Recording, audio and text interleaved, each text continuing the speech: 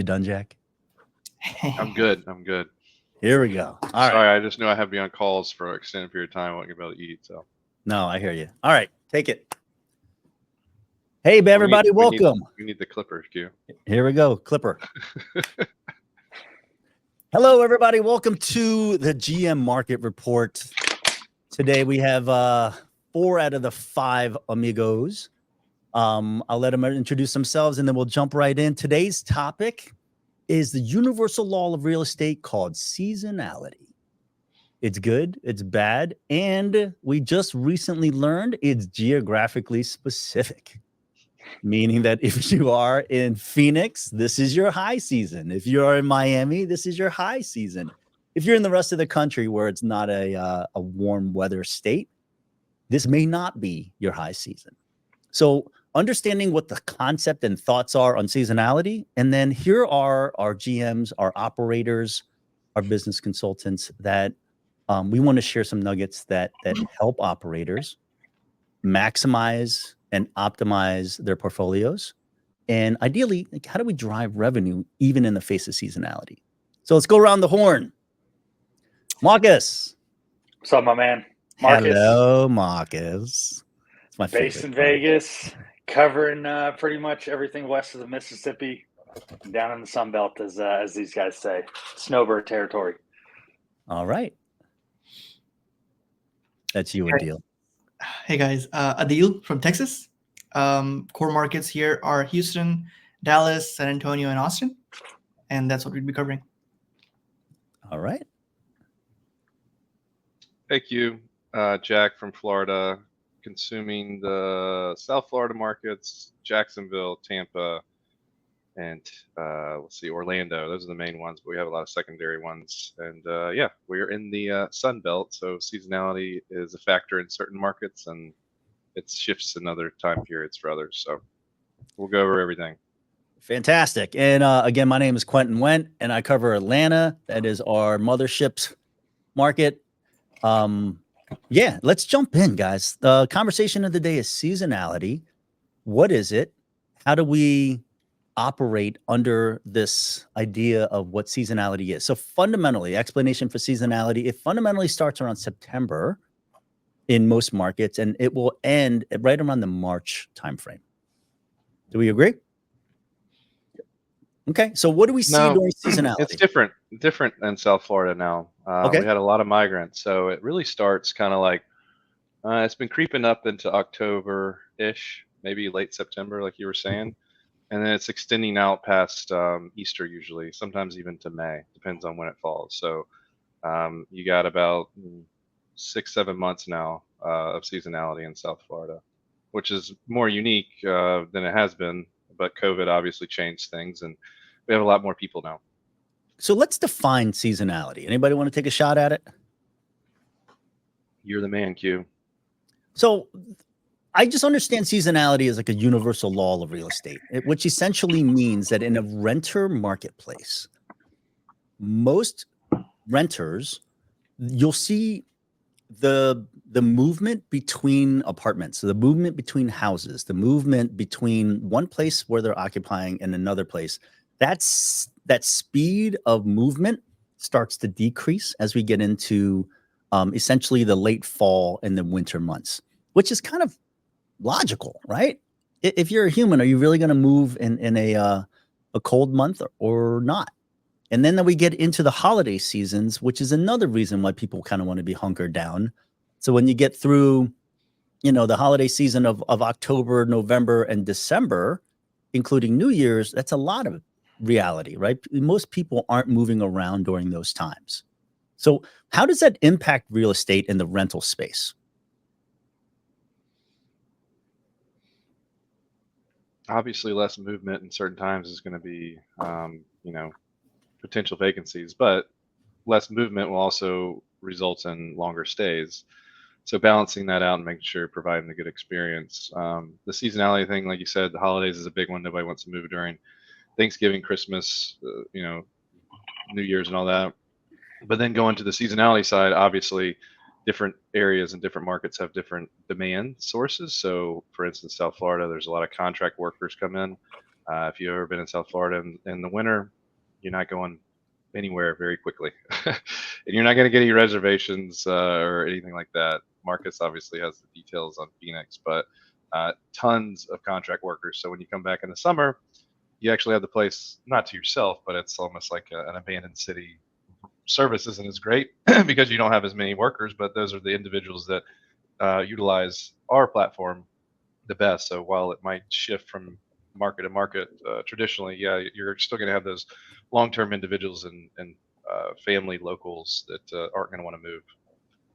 So when more humans come into the Florida market, that's actually a boom or an increase on the demand side of our marketplace, because we are the nation's largest co-living platform designed around, working professionals. So, and we're set up perfectly for the contract workers because we have visa acceptance now. So individuals for that have an extremely difficult time to find anywhere to live due to just limited resources and not having a history. And so housing for hospitality or any type of service work like that is extremely hard. So it provides a huge opportunity in that sense. And that's why portfolio diversification is so big. And that's why it's real, because you can't always be up in perpetuity in every area. So you got to factor in all these elements to your business. So if Florida is roughly the same as the Southwest, right? So Marcus, that's kind of, you're seeing similar activity. I remember, I was just recently out in Phoenix, Tempe, and it was 113 degrees beginning of October. Yep. You'll push triple digits in November. Yeah, there was no seasonality being felt in October there, right? It was still on broil. Yeah. So we actually get about 100,000 Canadians come, and then they say about 110,000 snowbirds outside of that typically arrive October, leave in about April. So there's a pretty big influx for Maricopa County. So when I hear data like that, the thought goes to, how does that impact my business? Just like Jack was saying, it is around who is in the service industry, who is going to be picking up the slack. And if it's a seasonal work, then it kind of trickles down into the idea that I need housing, which is flexible. And it's for the service industry, so it has to be affordable. And I don't know about you guys, but we have a platform that kind of checks off both boxes. And ultimately, it goes back around to, if I'm the business operator that owns a co-living facility, it's on the PadSplit platform, how do I prepare myself for advertising to those, marketing to those, receiving those, getting my rooms to a place where it's generating revenue versus costing me money by just sitting on the platform empty. So with that being the two warm cities, Adeel, flip side of that, what's going on in Texas? Yeah. Historically, we've always seen a decline in occupancy come close to Q4, just because people tend to move closer to their families during the holiday season and whatnot. Last year and the year before, we actually had a lot of people move into Texas, a lot like Florida, just like Jack mentioned. So last year, we were not necessarily affected by seasonality at all. We were really good getting into Q4, getting into the first quarter of next year, earlier this year. It did slow down, but it was still relatively healthy. But knowing all that has changed since then, knowing that there's so many rental inventory on the market today, the fact that apartments are dropping their prices to 6 months of free rent or whatever crazy things that they're doing, we know that this is going to be an interesting time, because this is not something that PadSplit as a business is going to tackle, but all the rentals in the market are doing. Basically, they're trying to get to the bottom dollar and offer the best price and best offer to all the tenants that are out there. So historically, we've always been, a really good offer for anyone who's looking for affordable housing.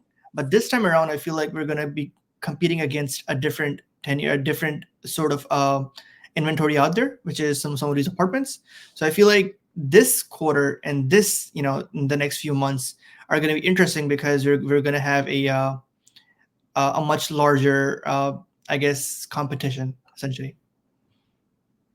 Yeah. Anybody else agree with that? Because I'm seeing that in my market. I literally just pulled up apartments.com and Zumper, and I went through some data analysis on a macro level. That sounds really fancy, but ultimately the numbers point to the idea that year over year, apartment rental prices have decreased 15 to 19% across the board. So Yes. if you are an apartment operator, multifamily operator, they're chasing revenue as well, because the number one thing they cannot stomach is low occupancy, because it's low revenue. It's no different than our business, right? But the thing that's really interesting is we have so many investors that come onto our platform and they operate under the idea that we're somehow immune to the universal laws of real estate. Because I don't know about your specific markets, I kind of have an idea, but like we're seeing a price trend that looks like this, right? We see a price trend where we have so many folks that are increasing prices compared to where they were a year ago. And it's actually causing this disparity between the revenue side of our marketplace, which is essentially what we call our demand side, where members are paying for a certain, there's a budget, right? And now in that budget, there's way more choices, but we're not doing anything. Some are, but I think universally it's up to the operator to optimize for getting that person booked and staying longer. So is there any thoughts around that? Yeah, I mean, look at concessions going on right now. I mean, in Vegas, we're seeing most of the larger apartment complexes are offering 2 months plus a $500 Visa gift card. I think that's the first I've seen that ever, where they're offering 8 weeks plus 500. Phoenix, very similar there, I think, to Austin, where during COVID they had a massive boom of where they started to build apartments. A lot of that supply is coming online this year, and I think we're starting to feel the effects of that supply coming on, and similar things at those apartments dealing with the occupancy issues. And yeah, but I think we've got a great tool newly released in the last couple months, like host promos, making sure that you're utilizing that if you are in a market that is affected. It's essentially what a concession would be for an apartment, but it's a concession scaled down to the room rate. So I think we do have some tools built into the product that can help combat that. If you want to stretch it out to a 12-week thing, get through November, December with a pretty aggressive rate, give a good discount, incentivize folks to get in there. And then once we get out of this slower season, it'll bump back up to the traditional pricing. Okay. So we recently released promos. It is specific to property. I think for portfolio owners, we just released a second product release so that allows them to look at it from a portfolio standpoint. Are we seeing, what are we seeing for efficacy or effectiveness of the promo release? So there has been more bookings, undeniably. When members come to the platform, the fact that we have thousands of members coming into our website every day, pricing has always been the primary factor of what rooms they pick. So promos play a huge role in that. The beauty of all of this is that we know the product and the offering that we provide to the members is it cannot be matched in the market. So when a member does end up booking with you at your property, they do not want to leave, especially not through a seasonality period, because they know that where they're moving, they know they're going to have a gig there, a job there, or they have family close by or whatever. So if members do come into your property, they are going to tend to stay longer. Now, the whole idea is, one, how can you provide more incentive, or how can you be more favorable to the members? How can you advertise yourself better? And two, how can you keep the members there? So all the things around, you being a better operator, making sure, again, communication, making sure you're communicating with the members, making sure you're providing a better experience as a hospitality business, that essentially sets you up for success. A lot of the hosts do not get affected by seasonality at all, and these are their keys for that.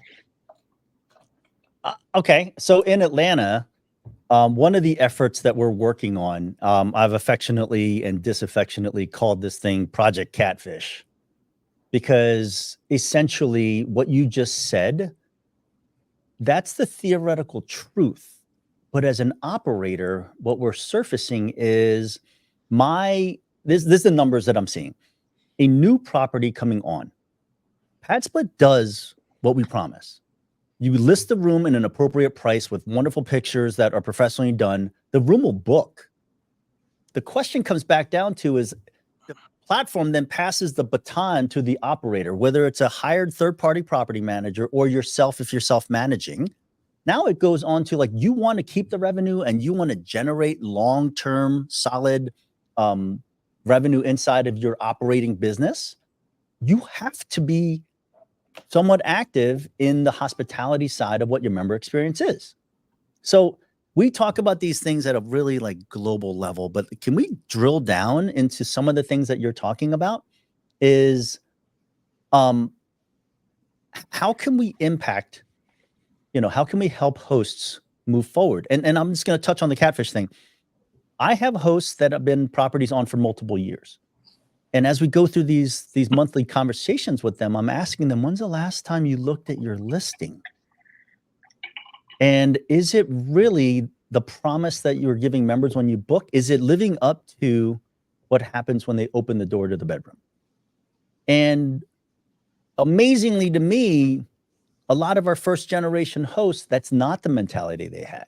They are not hospitality, and they're having to learn and go up that learning curve of, oh, it's a competitive marketplace where if the person opens a door and it doesn't look like the picture or even close or resemble it, they'll transfer to a property that's close by in a similar price point.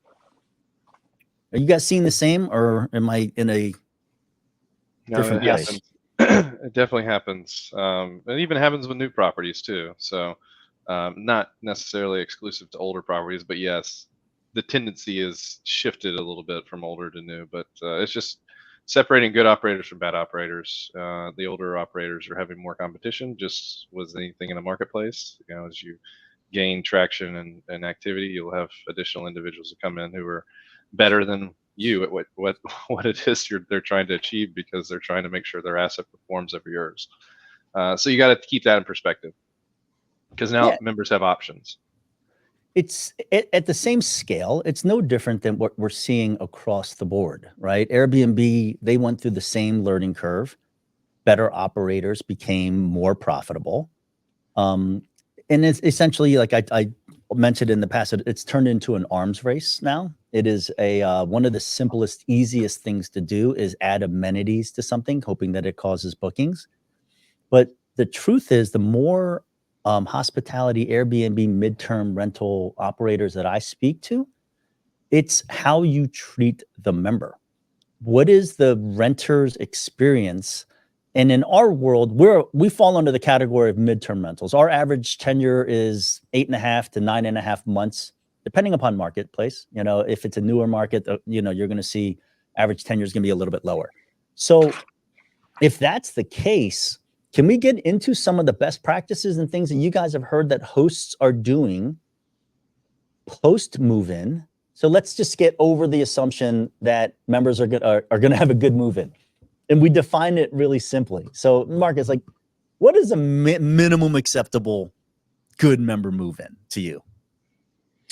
Clear communication, making sure that they know where and what they're doing on move-in day, making sure that they know that they do have an outlet, whether it's through our platform with support or through the host and a property manager, somebody to reach out to, connect with if there are any issues. I'd say that's the biggest one that I'm seeing, is making sure that on move-in day, because there's a lot of anxiety around a move-in for a member. You got to think they're uprooting their lives most of the time and coming into somewhere new. So anything you can do around clarity for parking, clarity for getting access to the property, access to the room. And then again, like I said, kind of giving them some point of contacts of who to reach out to and where to get that information after they're settled in. If there is anything that's not, to your point, what they saw online and doesn't match their expectation, the quicker you can get that feedback from the member, the more likely you are to have them stay in the property and not transfer out. These are all controllable levers for hosts. Yes. So Jack, we look at our numbers all the time, because you and I are, and all four of us, and including Andrew 5, like, we're super analytical as to, all right, what do the numbers tell us? We know that roughly 35% of all move-ins have issues. And it's not that we like just pull this number out of our ear. It's actually member feedback. And when we break it down, there's 3 major buckets that are highly controllable. In your market, do you want to talk about 1, 2, or 3 of those that hosts can actually look at to improve? Yeah, I mean, Marcus hit the nail on the head with communication. So, I mean, outside the numbers, we know the numbers and everything that individuals can do to do better, but it ultimately comes down to the human-to-human interaction, which the closest person to the problem can actually solve, and that's typically the host or the PM.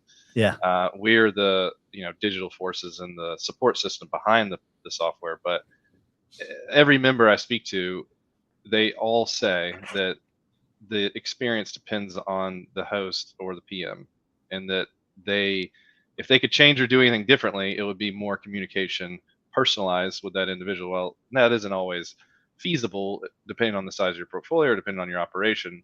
So what can you do and what can't you do, and figure out how to systematize that works on the scale that you can work within. So the members will pretty much say what's going on. Like if you read the chat information, which we all do, they'll specifically say, I cannot live at this property due to XYZ. Maybe it's smoking, maybe it's this, maybe it's that. They want the host's involvement to enforce the rules. While we're here to provide rules and guidance, we can't enforce it on the ground level, and that's the host to implement with either communication, like what we talked about, fines, which you don't want to do unless it's the last case scenario, but it's sometimes what's needed to enforce that rule guidance and the individuals, because that's really what it is. Individuals not following the rules, and ultimately, obviously, you want a full property, but utilize the notice to vacate. That's what it's there for. If they're not working out, what might seem crazy in your house will seem common in another. So don't think issues are siloed. Adeel and I might get along great, but Quentin moves in and we don't like him. We've been there longer. Well, Quentin's doing his best, but hey, it's time to go. No offense or anything. Marcus moves in, we get along great. Those types of things. I'm not saying like create like a bad experience for new individuals, but each property becomes its own community in a sense. So building that out is essential. And while we always try to maximize the P&L and add additional rooms, that's another thing that individual members are saying, like, hey, more common space will be nice, or even something that we could have to at least talk to one another. Because when I get home, I don't even sometimes meet the members. I just hear them through the walls, and it's so impersonal. It feels almost like a jail cell sometimes. So that is really it. It's communication, just responding and providing that human connection, and then building out a community. Some hosts obviously do it a lot better than others, and there's always room for improvements. So the inference there, if I were just to listen to your answer, would be, my God, I have to be so hands-on. Yet we know that like the good percentage of our population that are hosts on our platform. But let me pause you, Q. What do you invest in that you don't have to be hands-on? No, amen. What is it? Is there any investment out there in the world that you don't have to monitor? You're just like, did that, check that box. And that's what I'm getting to, right? I 100% believe you. Like, and I agree with you that like when you invest in a stock, just pause you for instance. Do you just never check on it? Or be like, hey, let me not look at their earnings report, or what's the projection looking like? Do I need to reposition or reallocate assets accordingly? You're gonna be involved with whatever you do, so why is this any different? You can get even more granular. Like I sent my kids to private school. My expectation was that teacher was not going to be at the front watching YouTube videos on their phone. Yeah, but you probably came to a realization that was happening. No, but like for me, like that's why I chose the school, because they delivered more for the value that I put, right? That I was investing in that experience, and the expectation was that they were going to deliver that thing. What my point to you earlier was, we have plenty of hosts that don't want to be hands-on involved, right? But they have an option in our marketplace, and they can use a third-party property manager to manage that, but their expectations have to be correctly set. They actually have to hire somebody that's going to do the things that optimize for revenue. And I think 100%. those two things can survive and they can thrive in our marketplace. Yeah, Never, but anything that you do, you still have to get involved. So like even a consultant or even a lawyer, they're only as good as their client typically, because Yeah. individuals, I'm not saying everybody, but they have X, Y, Z they have to do, and they're going to potentially, veer off and do something else if they think that things can go on autopilot. Everybody's the same way. So even if they do get a property manager, involvement is still necessary. it's huge. You have to be able to hold them accountable to produce the revenue. And you're hiring them to do the day-to-day things that should drive that, right? But to sit back and say, I'm not getting return and I don't know what's happening in my property and I don't talk to my property manager to hold them accountable for the percentage that they're taking of gross revenue, that's just bad business. And I think, the thing that I keep going back to is like, once you get a property and you acquire it and you convert it and you activate it, unfortunately, that's the easiest step. That's just mechanical. And then the reality is you want to get 2 to 3x revenue. It depends on how you operate the business. Because I've got beautiful properties in the right location with the right amount of bedrooms and bathrooms. Yield is really low because the operations inside the house are poor. And on the flip side of that, I've got crazy, hosts that have 10-bedroom, 3-bathroom houses that I look at. I'm like, oh my God. And then I look at the P&L and it's amazing because that operator is dialed in and crushing their business. Adeel, we talk about this a lot as kind of like the individual things from a host perspective, because I know you're a host as well. What did you learn post becoming a host prior to becoming a host that changed your perspective? Yeah, I guess I would tie this all back to what you guys just mentioned. I have seen firsthand properties in the same neighborhood, essentially on the same street, that have a revenue difference of up to 20% just because of how they operate. They're getting the same demographic, they're targeting the same audience, but essentially they're getting completely different revenue just because, one person is just a better operator or a better property manager versus the other. And it comes back to the involvement, sure, but also, how personable are you? It doesn't have to be that you talk to the members every day. It's just that you have set the right expectations versus, what a lot of property managers typically do is just ghost them when there's any tickets or any comms. I have seen firsthand, this is unfortunately my own property, where I was out of AC for the whole week. My AC unit, got burnt out and I took almost a week to replace it. Typically, I've always seen and I've always been an advocate that, hey, if something like this happens, because PadSplit is always going to have the members' best intentions and members' best interests at mind.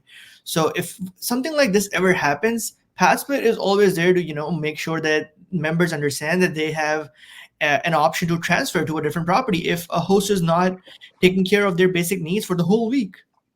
But in this specific scenario, no members moved out. In fact, even in those weeks where there were no ACs, the CSAT scores were super positive. Members were saying, "Hey, the host is trying his best. We're still really happy about it." Because all I did was make sure that we're producing comms and making sure members understand that we're working towards the problem, and it's not like we've forgotten about them.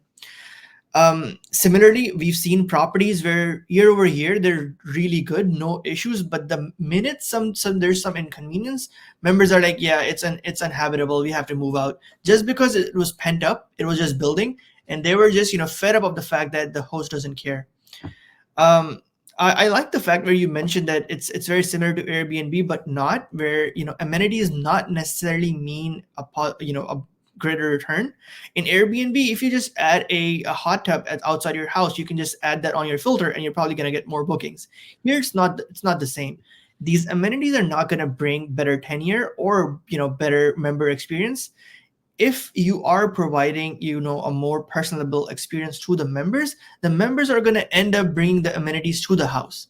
Like, for instance, we see almost every day members are like, hey, we all really get along. Can we just bring a TV and some Xbox for the house? We're all going to play together and whatnot. And if, the host has built that culture in the house or the property manager has built that culture in the house, they're going to take care of it themselves. You don't necessarily have to go out of your way and do all these things. Members are going to make sure this property becomes as much of a house or as much of a home that it can be for them.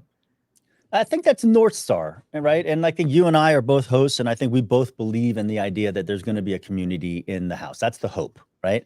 But that's hopium. But with that idea in mind, we do specific things that lead to that end result. I was just on the official PadSplit host Facebook page. Somebody posted a question and a survey. What do you do to drive culture and community in your home? The first comment that came up, a gentleman says, nobody wants culture. They just want a cheap and affordable room. I'd look, that host's occupancy is really low and his tenure is really high, right? Sometimes that can work. You can just go ahead and say, look, this is a door. It is black and white and people are going to book it. Let it be. The hosts that I talk to that have 90 plus, 92, 93, 94% occupancy. And then on the flip side of that, when somebody moves out, it's by choice. It's voluntary. And then the opportunity to fill the room goes really quickly. And I dug into and I asked questions around that. Two things. You said it, Bus, and I just want to put real clarity on it. If you don't set expectations prior to the person moving in, then all humans who want to book in that room, you get the entire gamut.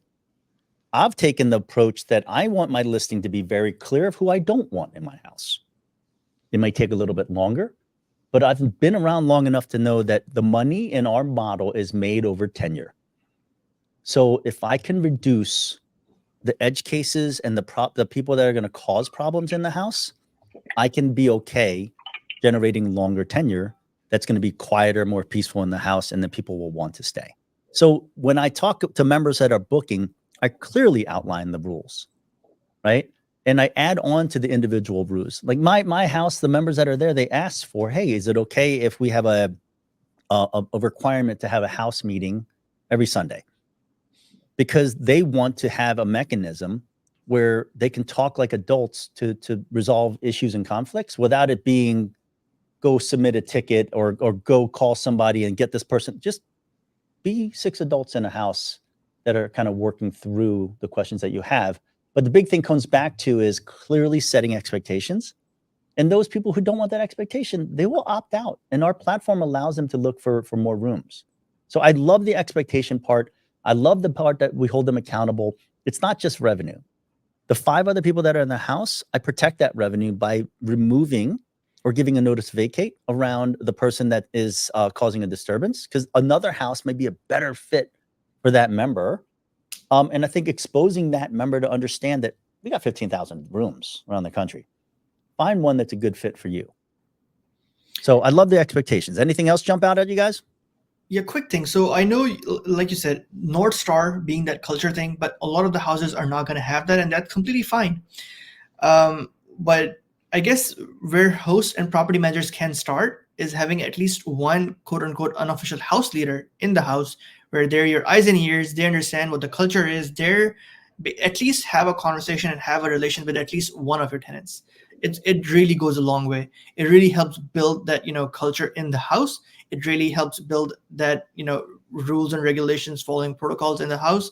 It also helps you understand what is actually wrong and what you can actually improve versus just going off of feedback, which is, hey, the house wasn't ready, the house wasn't clean, or I'm just not happy with the fact that the toilet always clogs. Maybe there's a better underlying issue and you need a person who's kind of living there, who's closer to the problem to tell you that.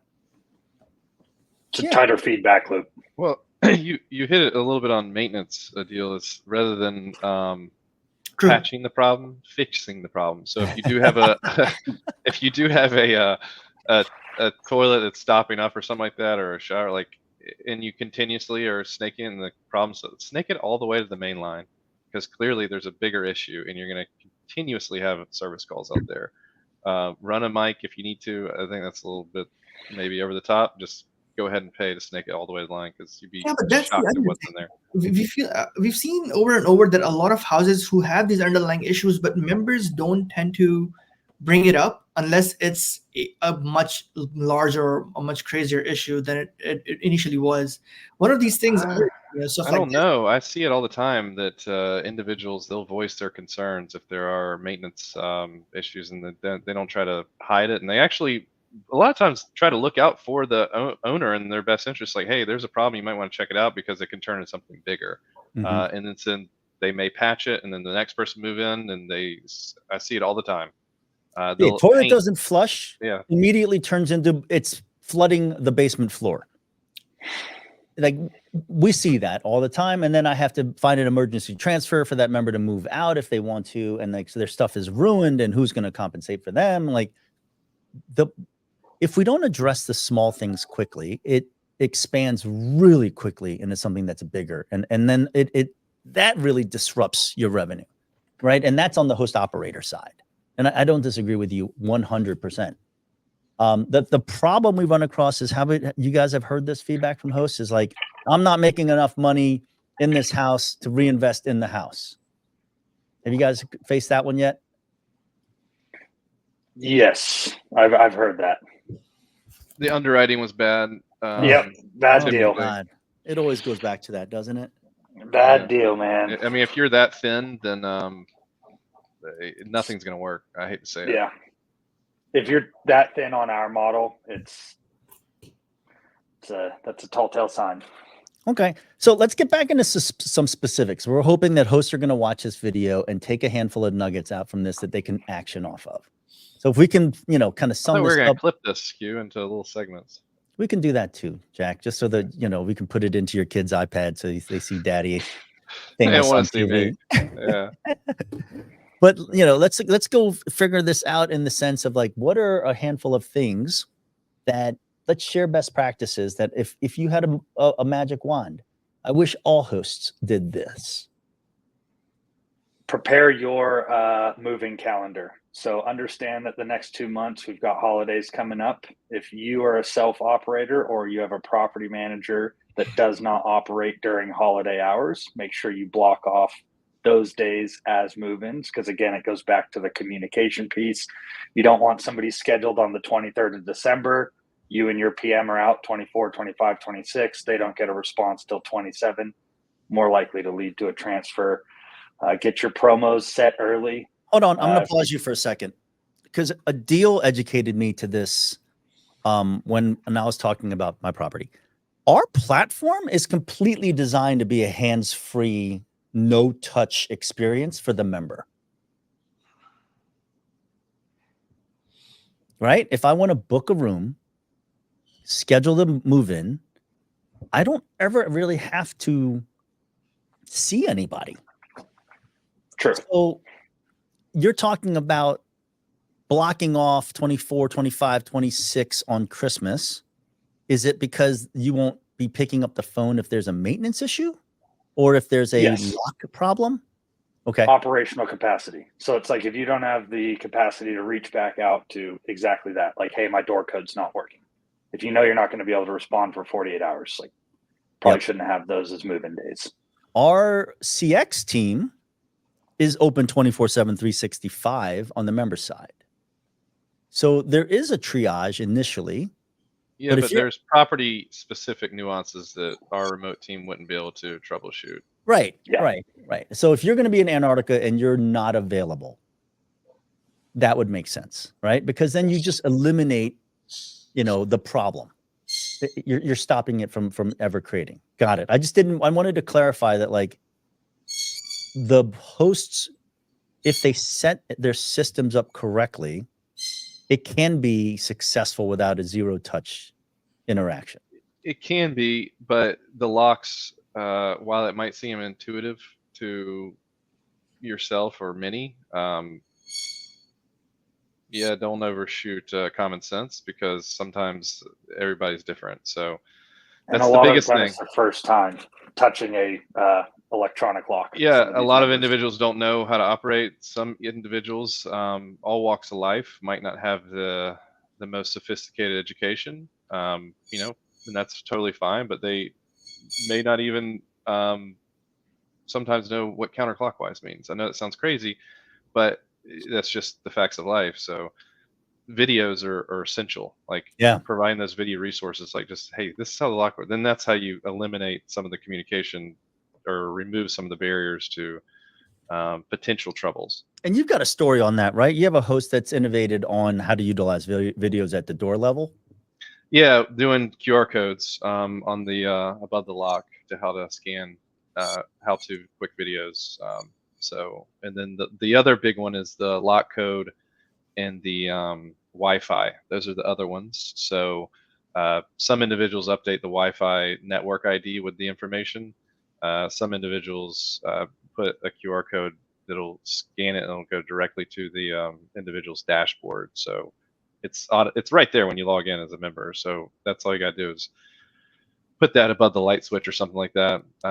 It might sound, like it doesn't work, but a little tidbits, having trouble, just kind of like if you're in looking for a menu at a restaurant, you automatically know there's a QR code somewhere. I can look at the menu. Same thing.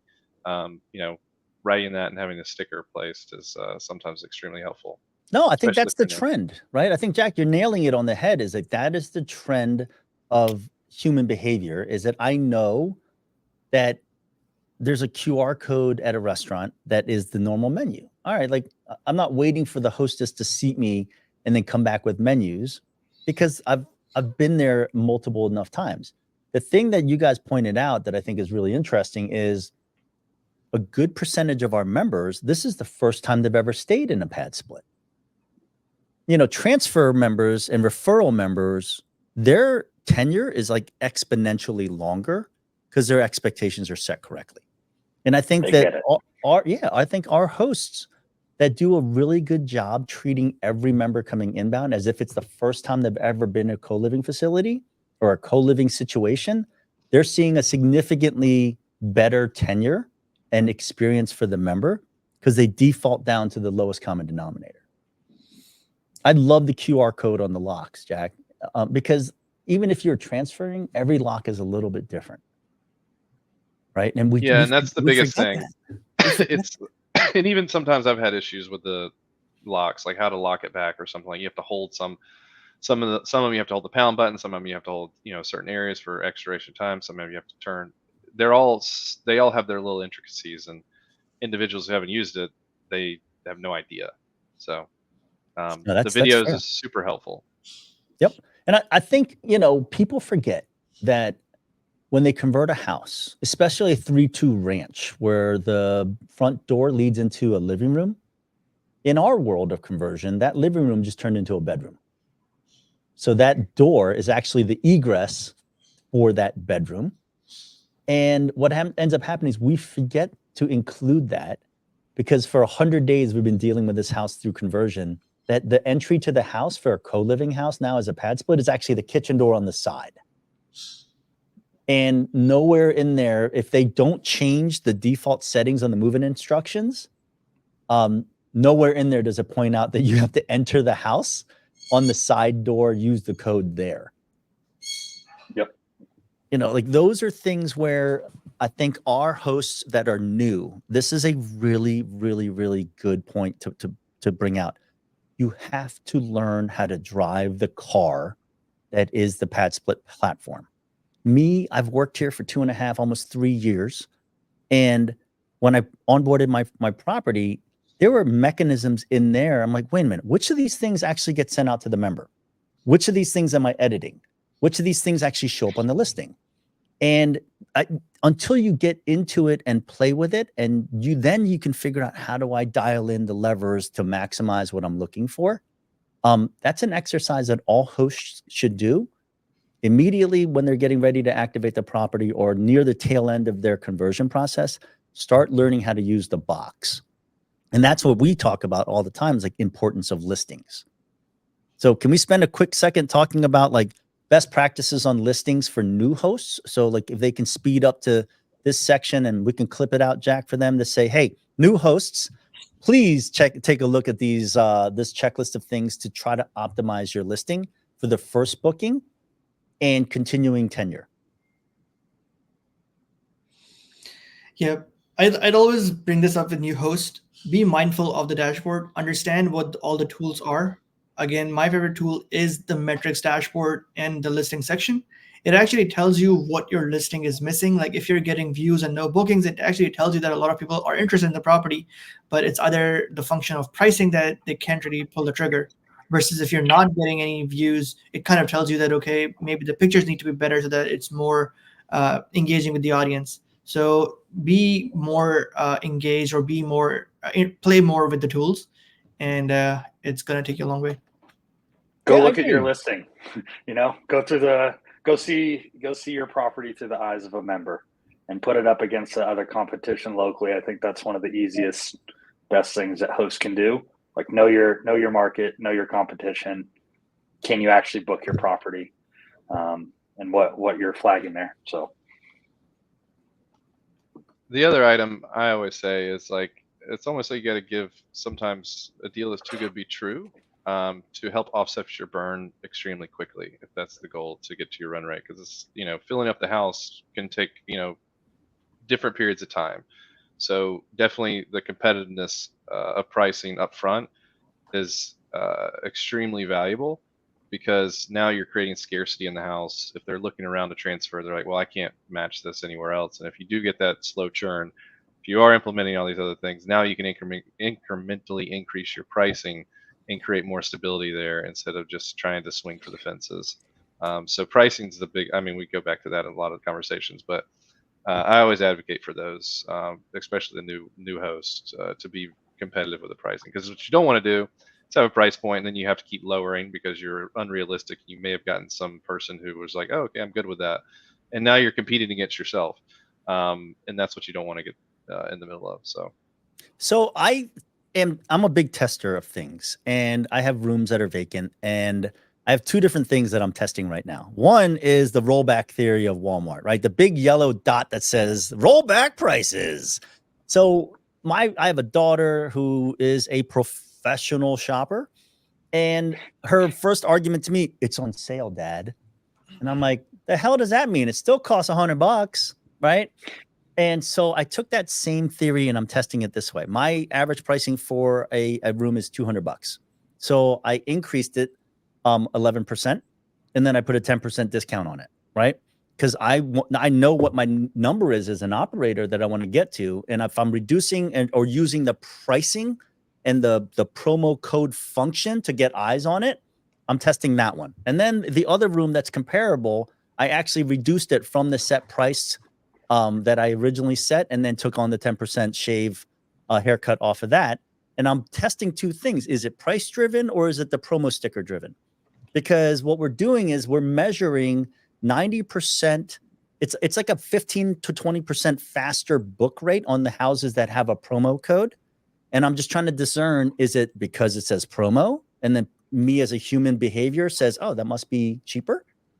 And then the other part about it is, if I get them into the house at a lower price and I go to increase the price, that's up to me as the operator to provide more value, where they see that, oh, you know what, that 15% or that $10 or $15 difference, I get value here to stay longer. Those are the two things that I'm trying to test out on our platform to see what's more impactful. And I think that's the kind of the fun part of being a business operator on our dashboard. Anything else jump out at you guys? Let's keep going. So we know the promo code, we know the pricing. What else is super important for new hosts or hosts that are working to drive revenue? I don't know if we went over on the time or what, but we can keep going. Just focusing on the clock as well. Okay, let's see if we can finish up in 10 minutes. Yeah, I'm still a big advocate of having one person in your house, which is your eyes and ears. For the property managers that have that, it makes their jobs easier. They don't have to go to properties every day, essentially. And it also drives that culture that we often talk about. So you got to be careful now, though, because I've heard stories where that person becomes a despot, right? They become the house bully. Yeah, it is a balancing act, and it is something that not a host but a property manager would have to look into every day just to make sure they're actually performing. Because again, you do have terms with them. I do realize that hosts that end up becoming property managers do a better job with all of this, just because they understand how much value these relations actually bring. So, whenever you're talking to property managers, understand that they're not just treating this as a single family house, because it's a very different business. So let's focus on the hosts that have existing properties that may be having a hard time refilling their room. What are some strategies they can implement? Quick note, I know the promo code offers that Marcus initially mentioned. Those are really good. We are seeing a lot more bookings drive from rooms that have a discount on them. Also, the promo code that you initially mentioned, that the promo code that you can share with close by marketplaces and whatnot, where members that you drive to your properties, we're not going to charge the 10-day fees. The host promo code, I think that's also very valuable, given it's Q4, given that it's all guns blazing, and whatever a host can do, I feel like they should look into that too.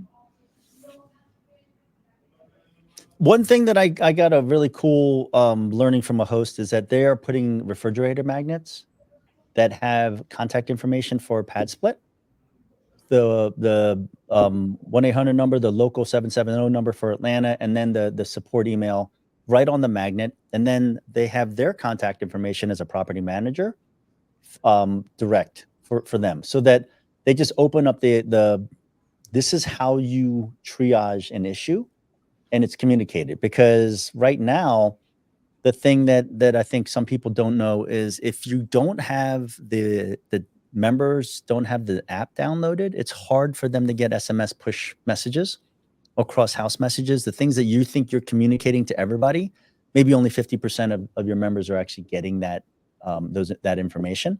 They may be getting it through email or whatever the case may be, but we understand that not a lot of members are walking around with iPads. Right. So how do you facilitate getting them into that information loop where they're seeing the messages that you want to be sent out?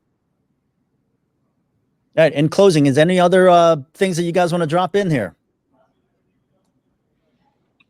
You're the man, Q.